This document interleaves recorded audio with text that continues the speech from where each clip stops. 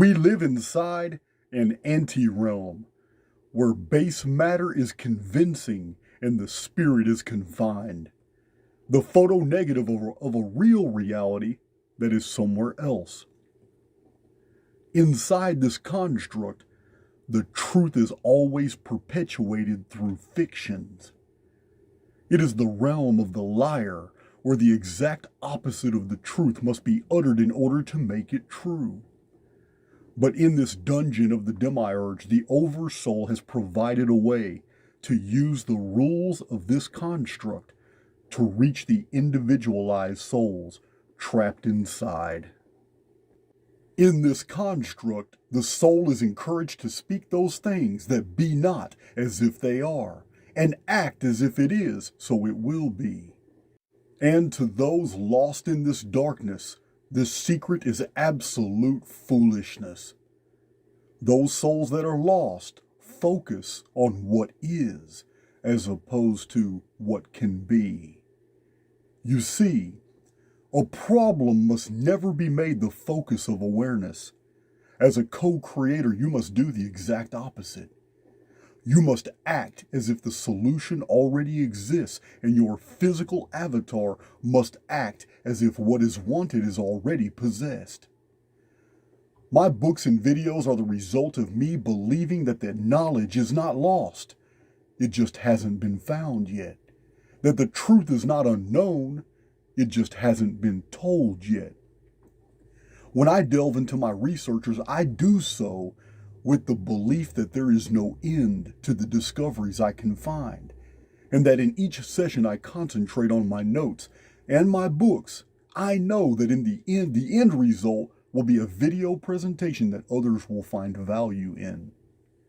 By adopting this mindset that the end result is already secure, then the methods I employ to find these things are no longer guided by me, which has limitations, but guided by intuition and imagination. And these are empowered by the Oversoul. So when we adopt this idea as a guiding principle that the end is secure, then we can know for certain that all steps leading up to this final result are secure as well. The thought that great effort is required to accomplish a desired end only ensures that great effort will be required. The informed field of the individual broadcasts the conditions expected into the neutral field of the construct, the simulacrum. And this field begins to move all the pieces that are already in the field into position to fulfill the upload. If you hold that certain conditions must be met before fulfillment, then what you want will be kept away from you until those conditions are met.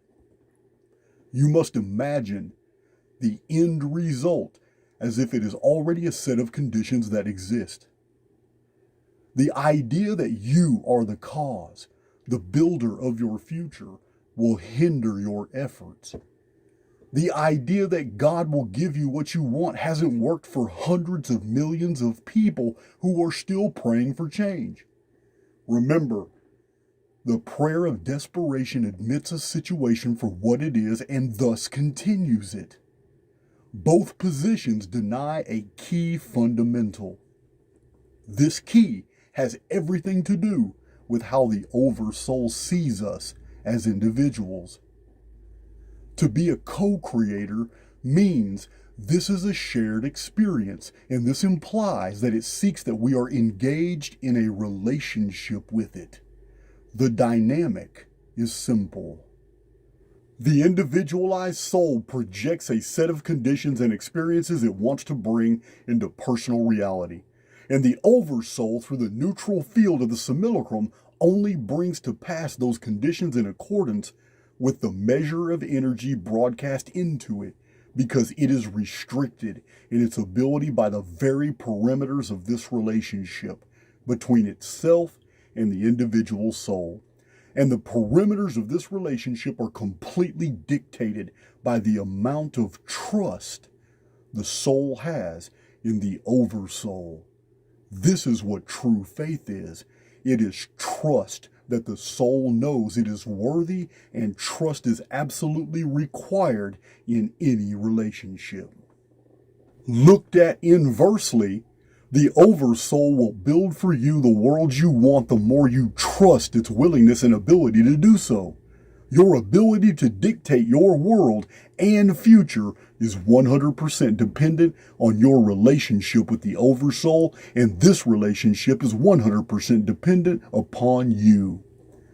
The first part of your life, you are growing, learning, adapting to the world, living in a reactive mindset, and therefore, all the way into your 20s and 30s, you are merely living in the reality tunnels built by others. In your 30s and 40s, you are now responsible for the conditions of your world, your reality, and many of these conditions came through living in other people's realities, accepting the world through the lens of others' beliefs. But now you are actively creating your world and contributing to the construct, which provides worlds for others. It is at this time the more advanced souls wake up to this relationship and begin building fantastic lives. Most only awaken in their 50s and 60s. But the transformation in their lives is real, genuine, and completely the result of this relationship status between the oversoul and the individual who has begun to awaken after a lifetime of experiences that have shown the patterns of mistakes and victories. In your mind, take a picture of the future, a snapshot of you with all the conditions you want to experience. Thank the oversoul for receiving this picture from you. Feel gratitude that this is now who you are and what you experience. Your activity in life must infer that you already possess that which you projected. This patterning sends strong signals into the neutral field that a thing already exists. Therefore, the simulacrum brings it into existence. It's that simple. If these are concepts you want to explore, if you want to know and understand the dynamics of our reality and this exchange of information between the construct and the individual, I have provided the thumbnails in this video for you to see of all the videos that you can search on my channel and find out more of this information, this patterning of existence. It's not the theory of attraction that you're used to. It's basically looking at reality as the inverse of a reflection. It's a mirrored holography, and it will reflect back as circumstances for you to experience the very things that you project if you let it.